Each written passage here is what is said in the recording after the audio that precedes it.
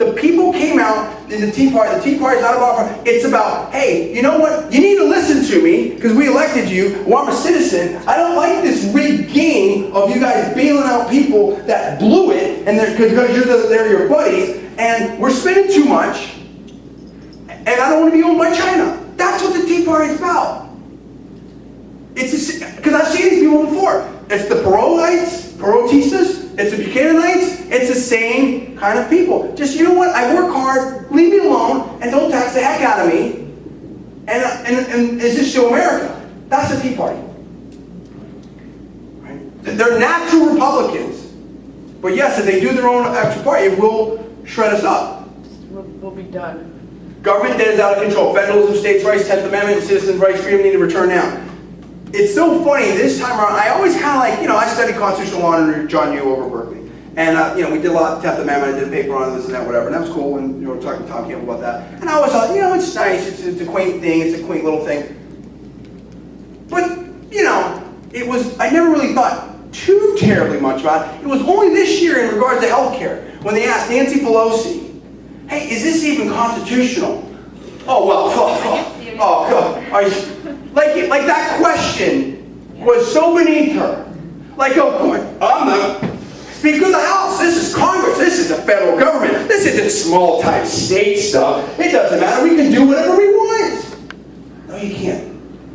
You're not supposed to. We have a constitution. Why do we have federalism? To control. We don't need to just have checks and balances within the federal government. We need checks and balances between the federal government and the states. Checks and balances between the federal government and the people. You should be able to choose. If you live in Utah, maybe it's a little different than if you live in California. State, you try different things. It's not that way anymore, right? Let's go to the next slide. We need to tell the truth and make hard choices that are the right thing to do. Government and government spending doesn't need to be cut, it needs to be slashed. Slashed. I'll say it again, slashed. Beck had something on this. There was almost a Great Depression that was going to be bigger than the Great Depression in 1920 or something like that. I forget the president that was in charge at the time. They cut spending, like real spending, in half. We can't even, these in Washington couldn't even conceive of that. If you slow down the rate of growth, oh my God, the children and people are going to be thrown out of the streets, this and that, whatever. I mean, that's what it is.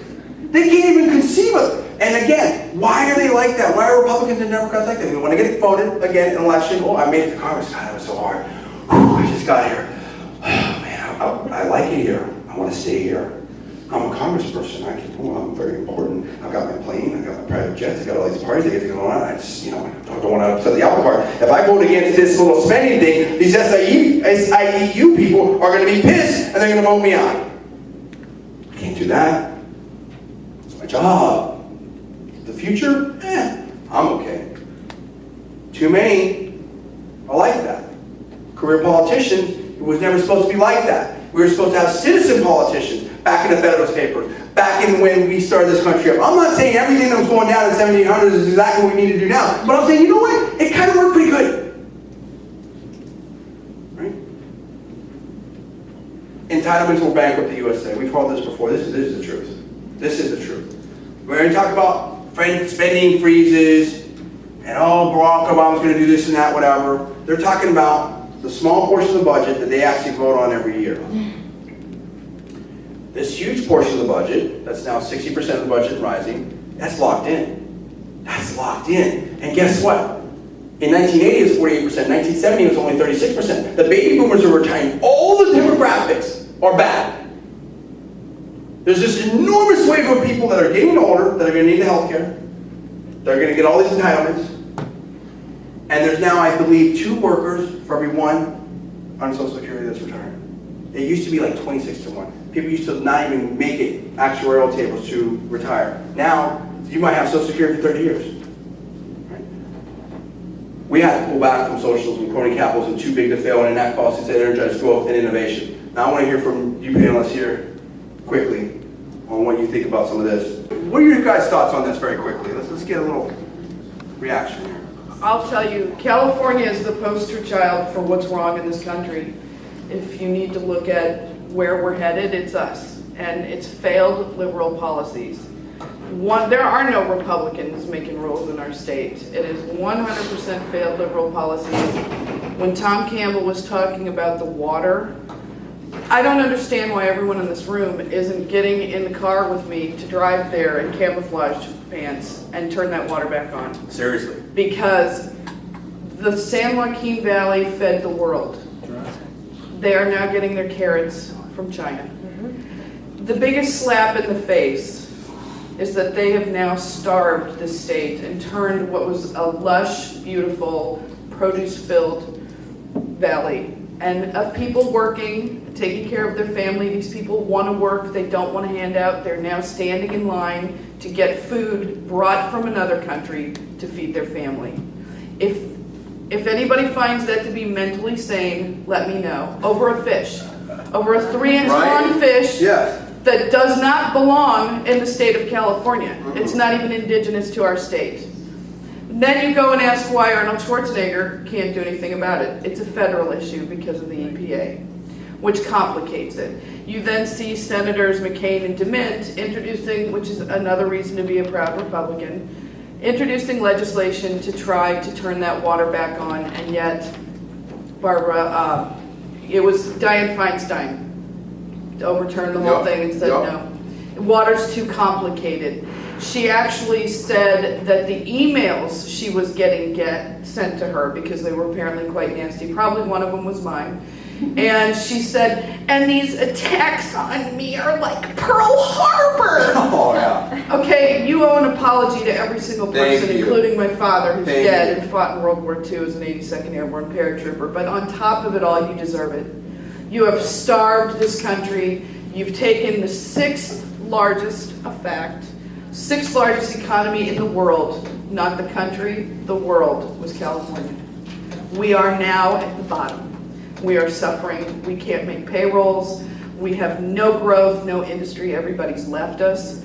The tax situation is ridiculous. Nobody has jobs. How did we get here? I moved here from Missouri in 1978 to go to USC. Yeah. It was a different state. Yeah. The immigration issue, I'm all for legal immigration. My parents came here on a boat from Sicily. They also never were on welfare. They never took a handout. They started a company. They put their kids through college. They never took from this country. They gave to it.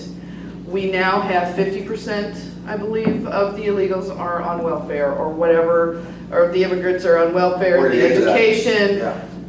Meg Whitman's commercial for governor the other day, which blew my mind.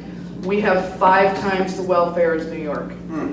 5 times, and that's for 5 years. Don't Everybody. we have like a third of the nation's welfare comes to us too? Yeah.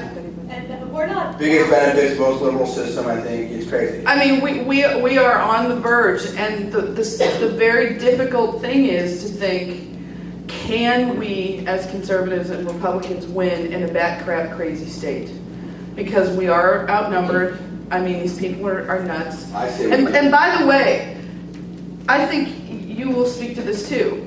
These countries that when people call themselves progressives, it's a joke. They're regressive, because there's nothing new or charming about communism. Amen. It's old, tired, boring communism. It's never worked. They keep trying to throw it at us. They keep trying to subject us to it. It didn't work anywhere else in the world. I don't want to live under Castro. I don't want to live under Chavez.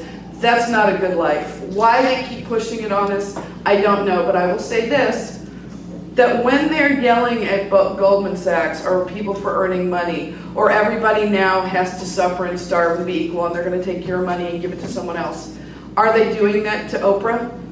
Yeah, that's what I'm talking about. Are they doing that to Oprah? How about Are they Will Ferrell? doing that to Steven Spielberg or Will Ferrell? Are they worth billions of dollars, and will they ever not be?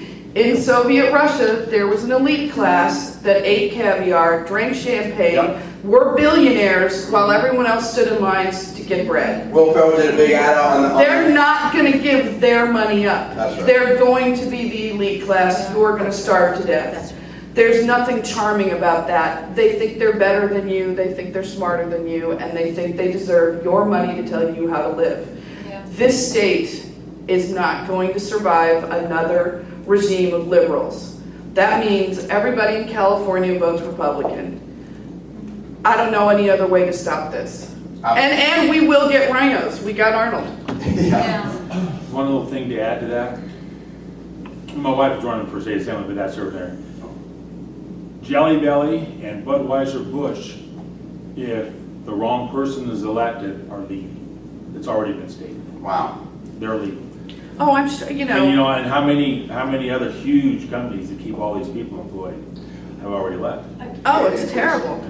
Yeah, let me, there's still a lot more to crank through here, and the 2 o'clock panel is just stacked, so I want to make sure we don't keep anyone waiting. You want to talk about how you learn some economics primer. This is, again, like, all the years of economics training I've had, whatever, like, it's boiled down here, okay?